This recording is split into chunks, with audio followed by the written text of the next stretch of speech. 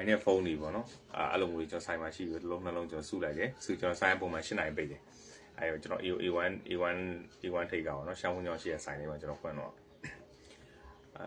့ကျွန်တော်အဲ့ချိန်မှာမပြင်နိုင်ဘူးဆိုရင်ကျွန်တော်မနေ့ည9နာရီပေါ့စောပိတ်တယ်ပုံမှန်8နိုင်ဆိုင်ပိတ်ကျွန်တော်စောပိတ်ပြီးကျွန်တော်ဘိုးဆင်းရတယ်အဲ့ဒါတခုသိရဘူးနော်အဲ့ဒါတခုသိရဘူးတော့ကျွန်တော်ဘိုးဆင်းရတယ်ဘိုးကသွားအဲ့ချိန်မှာ highlight ကားရှိတယ်ကျွန်တော်စော်ဘွားကနေကျွန်တော်ဆင်းပြီးတော့ကျွန်တော်သွားတယ်ဘိုးသွားတယ်အဲ့ဘိုးမှရှိရရှူမော်တော့ဖျားပေါ့နော်ရှူမော်တော့ဖျားရဲ့ထိတ်မှာဖွင့်လာတယ်ကျွန်တော်ရဲ့မိတ်ဆွေအဲ့မှာဖက်တယ်ဖုန်းတိုင်းရှိတယ်အဲ့မှာကိုဖြူအောင်ခံပေါ့နော်ကျွန်တော်ဆရာလို့လည်းပြောလို့ရတယ်ကျူကကျွန်တော်တို့ပြင်ပေးတယ်ပေါ့ဒါပေမဲ့သူတို့ဆိုင်ပြီးမှပေါ့သူတို့ဆိုင်က9နိုင်ပိတ်တာကျွန်တော်9နိုင်ဘကိုးကျွန်တော်ရောက်တာဟိုကရောက်10ခွဲ9နိုင်ရောက်တယ်အဲ့ဒါဆိုလို့ရှိရင်သူနဲ့သူတို့ညဆိုင်ကစားတော့ဗျာခဏစားပါညာပြီးသွားပြီဆိုလို့ရှိရင်သူတို့10နိုင်လောက်ဆိုရင်ကျွန်တော်ဖုန်းပြင်ပေးတယ်သူဆိုင်ဖုန်းတွေပြင်တယ်ပြီးမှကျွန်တော်ဖုန်းပြင်ပေးတယ်တခြားပြင်ပေးတယ်ပြင်ပေးပြီးရင်သူကကျွန်တော်ရှင်းပြရတယ်ဘယ်လိုဖြစ်တယ်ပေါ့နော်တခြားရှင်းပြရတယ်အဲ့ဒီတော့ကျွန်တော်ကျေးဇူးတင်တယ်ဒီညနေအဲ့လိုရှင်းပြရတဲ့အချိန်မှာကျွန်တော်ဒီအတိမှတ်တယ်ဘာလို့ဆိုတော့ကျွန်တော်ဒီ area လေးတစ်ခုကိုကျွန်တော်သိရဖို့အတွက်ကိုကျွန်တော်ဂျန်ကနေပြီးတော့လာခဲ့ရဗျာဂျန်ကနေလာခဲ့ရတယ်နော်မိုင်50 60ကိုကားစီးပြီးသွားရတယ်ပြီးလို့ချင်းလုံးဝဗျာအချိန်ကြီးအများကြီးကုန်ခံပြီးကျွန်တော်သူ့ကိုစောင့်ပြီးတော့ကျွန်တော်ရရဖြစ်တယ်ဆိုတော့အဲ့ပညာရေးကျွန်တော်အုံအောင်ဆွဲနေရဗျာအဲ့တော့သူပြောပြရတယ်ရှင်းပြရတယ်ကျွန်တော်အဲ့ဒီတခြားလိုက်လို့ရင်းနဲ့ကျွန်တော်ရရပါတော့အဲ့ဒီမှာသူလည်းကျွန်တော်ဖုန်းပြင်လို့ပြီးသွားပြီဆိုရင်ကျွန်တော်17လောက်ပြီးသွားတယ်17ပြီးသွားပြီဆိုကျွန်တော်အဲ့17နဲ့အဲ့မှာကဲဆိုင်ကယ်ငါးမငါးအဲ့ကျွန်တော်လမ်းလျှောက်သွားတယ်ခါကျရင်သူတို့လိုက်ပို့ပေးရောနော်အဲ့ဘဘိုးရှုံတော်ဖျားကနေပြီးတော့ကျွန်တော်ဘဘိုးပူတာကုန်းတော်ရှိတယ်အဲ့မှာ highlight ကားတွေရိုက်ဒီချက်တယ်ငါးကားတွေပေါ့ဗျာအနေဘက်ကနေငါးကန်တွေပေါ်တဲ့ခါကျရင်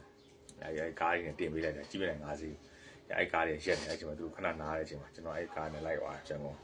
လိုက်သွားတယ်လိုက်သွားပြီးတော့ကျွန်တော်ရှန်ကုန်ကိုဟိုတော့ပြန်ရောက်တယ်ပေါ့ရှန်ကုန်ကျွန်တော်12ခွဲလောက်ကျွန်တော်ရောက်တယ်12ခွဲလောက်ရောက်ပြီဆိုလို့ချင်းကျွန်တော်အဲ့မှာစော်ဝိုင်းကုန်းရောက်တယ်စော်ဝိုင်းကုန်းကိုရောက်ပြီဆိုလို့ချင်းဘာမှကားတွေမရှိဘူးလိုင်းကားတွေမရှိဘူးတက်စီရောရှိတယ်အဲကြောင့်အဲ့ကြောင့်ပတ်စံနေရတော့ကြောင့်ကျွန်တော်တက်စီမစီးနိုင်ဘူးကျွန်တော်လမ်းလျှောက်တယ်စော်ဝိုင်းကုန်းကနေပြီးတော့ကျွန်တော်9မိုင်အထိကျွန်တော်နေတဲ့9မိုင်မစိုးရိမ်လည်းကျွန်တော်လမ်းလျှောက်တယ်လမ်းလျှောက်ပြီးတော့ကျွန်တော်အဲ့မှာအိမ်ရောက်ပြီဆိုလို့ချင်းကျွန်တော်အချိန်ကဟောလောက်ဖြစ်သွားပြီဗျ2နာရီတပတ်လေးတော့ဖြစ်ပြီပြီးကျွန်တော်အိတ်ကျွန်တော်မနက်ခင်းကျွန်တော်9နာရီထပြီးစိုင်းတော့ဖွင့်တယ်A1 ထိတ်ပါနော်အရန်ကိုစူးစမ်းခဲ့ရအရန်ပြင်ပန်းခဲ့တယ်အချိန်မှာတော့ဟောင်းပြင်ပန်းခဲ့အဲ့တော့အကြောက်တရားလည်းကျွန်တော်မရှိဘူးလမ်းမှာကျွန်တော်ရမ်းပြောတယ်ကျွန်တော်ဖုန်းပြင်လို့ရရမ်းပြောတယ်အဲ့လိုလုပ်ပြီးတော့အဲ့ဒါလေးတစ်ခုချင်းကျွန်တော်သိအောင်လုပ်ခဲ့ရတယ်စူးစမ်းခဲ့ရပါတော့အဲ့တော့ကျွန်တော်ကိုချင်းစားတယ်ကျွန်တော်တစ်ချိန်တော့ဖြစ်ခဲ့တဲ့အခက်အခဲတွေမဖြစ်အောင်ကျွန်တော်လာတက်တဲ့တင်တန်းသားအကုန်လုံးဆရာသားမချမ်းပဲကျွန်တော်ပုံသင်ပေးတယ်အကုန်လုံးတေချာသူတို့ရအောင်ကျွန်တော်လုပ်ပေးတယ်လုပ်ပေးတယ်ဗျာဘာလို့ဆိုတော့တချို့ရကြတော့ဗျာထင်ကျွန်တော်ဖုန်းလုံးကျွန်တော်စဉ်းစားအရန်လွယ်တယ်ကွာ तू တက်တကယ်ရောဖုန်းပညာတက်ရလားသူစဉ်းစားဖို့လည်းအရန်မြန်နေအရန်လွယ်နေဒါ तू ကချက်ကန်းဆောင်အောင်လုပ်ပြီးကောင်းသွားတာလားတော်များထင်ကြရဗျာအဲ့နောက်ဝင်ပြစ်ဆက်တာအရာအများကြီးရှိတယ်ကျွန်တော်က result ကိုပဲကြည့်တာကျွန်တော်အကောင်းဆုံးနဲ့အမြန်ဆုံးကျွန်တော်ဘယ်လိုလုပ်ပေးနိုင်မလဲဘယ်လိုလုပ်ပေးလိုက်ရင်သူတို့က customer နဲ့ပို့ကောင်းသွားမလဲဖုန်းနဲ့ပို့ကောင်းမလဲဘယ်လိုပဲအရာတွေကပို့အဆင်ပြေမလဲပေါ့နော်ကျွန်တော်အဲ့လိုစဉ်းစားပြီးလုပ်တာပဲအမြဲတမ်းကျွန်တော်ဖေးရတယ်အမြဲမှားရတယ်ဘာလို့မြင်အောင်လို့ဆိုတော့ကျွန်တော်အမြဲတမ်းမြန်မဲ့နီးလန်းနေအမြဲစဉ်းစားပြီးအမြဲလုပ်တဲ့ခါကျကျွန်တော်ကကျွန်တော်ချိန်မှာဖုန်းလာပြီးအရင်မြန်တယ်ကျွန်တော်ဖုန်းပြင်တင်ပေးရင်လည်းကျွန်တော်တို့တွေအရင်မြန်တယ်မြန်အောင်ကျွန်တော်လုပ်ပေးတယ်မြန်လဲမြန်ရမယ်ကောင်းလဲကောင်းအောင်မယ်အဲ့လိုပုံစံနဲ့ကျွန်တော်မြန်ကောင်းတက်တာပါဗျာတင်ပေးရတဲ့ခါလဲ system တကူပြီးလို့ချင်းကျွန်တော်စီးပွားရေး level တဲ့ system တွေပါသူတို့ knowledge တွေထည့်ပြီးတယ်ဒါထားပါတော့ကျွန်တော်ခုပြောချင်တာဒီကဖုန်းမြင်တင်တန်းတွေပတ်သက်ပြီးပြောချင်တာတင်တန်းဆိုတာတိအောင်တင်ပေးရတက်ဖို့အတွက်ဟိုစူးစမ်းလေ့လာတယ်ဒါပေမဲ့ကျွန်တော်ကအကုန်လုံးအဆင်ပြေအောင်ဒီခါလေးတက်အောင်လို့ကျွန်တော် train ပေးရတကယ်ကျွန်တော်ကလှုပ်လို့ဘယ်လှုပ်ပဲမဆိုပေါ့နော်ဘယ်လှုပ်မဆိုကျွန်တော် result ကိုပဲကြည့်ရလက်ကိုပဲကြည့်ရအဲ့ဒါနဲ့ပတ်သက်ပြီးပုံမြင်လေးတစ်ခုရှိရဗျာဘာလဲဆိုတော့ကျွန်တော်အမြဲတမ်းပြောနေကြပါအကျော်သပေအမြဲပြောနေကြပုံမြင်လေးရှိရအဲ့ဘာလဲဆိုတော့ဟောမျိုးတစ်မျိုးရှိရအဲ့မျိုးမှာမျိုးဝင်ထွက်လမ်းရှိရအဲ့လမ်းကိုသုံးပြီးသူတို့ရပစ္စည်းပဲပို့နေတာသွားလာနေအဲ့လမ်းကြီးမှာကြောက်လုံးတော့ပိတ်သွားခဲတွေသွားလို့မရတော့ဈေးတယ်ကခက်ခဲလူတယောက်ခါတွေသွားလို့ရချင်းအဲ့လိုပိတ်လေပြီးတော့အဲ့မျိုးသားမင်းကြီးအဲ့မှာစာကတ်တာဒီကြောက်တုံးယူဖယ်နိုင်တဲ့လူအဲ့ဒီဗျာ1000စုချမယ်ဒီဗျာ1000စုချမယ်ဆိုပြီးတော့နော်အမှစာကတ်ထားလိုက်တယ်ပေါ့နော်အဲ့ပါ စားကတ်တာအဲ့တရက်ကြတော့သူကလူ9ယောက်ရှိတယ်သူတို့ကဆောက်လို့ရသမားတွေပေါ့ဟိုလက်သမားဆရာတွေပေါ့သူတို့အဖွဲ့ကြီးလာပြီးတော့အဲ့ကြောက်တုံးမျိုးစူးစားပြီးဖယ်ကြတယ်တူးတယ်မြေကြီးတူးတယ်ဆွားတယ်လက်တွေနဲ့တွန်းကြတယ်အဲ့လိုဖယ်ကြတယ်ဒါပေမဲ့ကြောက်တုံးကြီးမရွေ့ဘူးကြောက်တုံးကလုံးဝမရွေ့ဘူးပြမရွေ့ဘူးတတိကုံသွားတယ်သူတို့ပြန်သွားကြအလုပ်သိမ်းပြီးတော့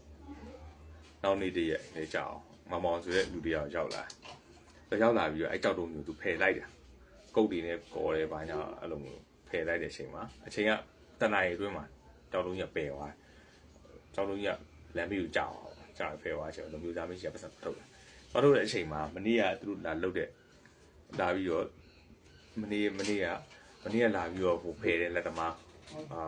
တဲ့အဖွဲ့9ယောက်ကတွေ့ပါဒီလူလောက်တာခဏလေးနဲ့ပြီးသွားတယ်ဗောနော်မတန်းဘူးဟိုသူတို့လည်းရားတယ်တော့မနေ့ကသူတို့တနေကုန်လုံးတရားကြီးကိုဟိုရွေးဖို့တယ်သူတို့စူးစမ်းထားတာဗောနော်ဒါပေမဲ့အခုလာတဲ့မောင်ကခဏလေးနဲ့ရသွားတယ်ဗောနော်အဲ့ဒါသူတို့လည်းအဲ့ပတ်စံတပြားတစ်ထောင်ထဲမှာစုငွေတပြားတစ်ထောင်ထဲမှာသူတို့လည်းရားတင်တယ်ဗောဒီပတ်စံဆိုတော့အဲ့နဲ့လူသားမင်းရပြောတော့ဗောမင်းတို့ဘာတရက်မခလို့2ရက်ပဲလှုပ်3ရက်ပဲလှုပ်တဲ့တကယ်တမ်းသူမင်းလှုပ်ရမယ်မင်းတို့တောင်းရပါလဲဆိုတော့ဒီကြောက်တုံးကြီးကလမ်းပေါ်မှာပိတ်နေကြောက်တုံးကြီးဖဲသွားမှာနော်ဒါ तू ကခဏလေးတနိုင်ပဲလှုပ်တနိုင်လည်း तू reset ထော်သွားတယ်ကြောက်တုံးကြီးဖဲသွားတယ်ဆိုတော့ဒါ तू ပြီးရားထိုင်နေပေါ့ပြောချင်တာမင်းဘယ်လောက်ပဲမင်းလှုပ်1ရက်ပဲလှုပ်2ရက်ပဲလှုပ်မင်းလှုပ်နေတဲ့အရာ reset မထွက်ရင်ရားလည်းမထွက်လို့ရှင်အဲ့ဒါကားပဲ0ပဲ0လုံးဝ0ပဲကျွန်တော်အဲ့ကြောင့် reset ကိုပဲကြည့်ပြီးတော့လုပ်တယ်အမြင်ကျွန်တော်တင်ပြီးကျွန်တော်ကလေးဆိုရအခုကျွန်တော်တပည့်ညီလေးဆိုရင်အများကြီးပဲကျွန်တော်ဒီတနိုင်ငံလုံးမှာရှိတယ်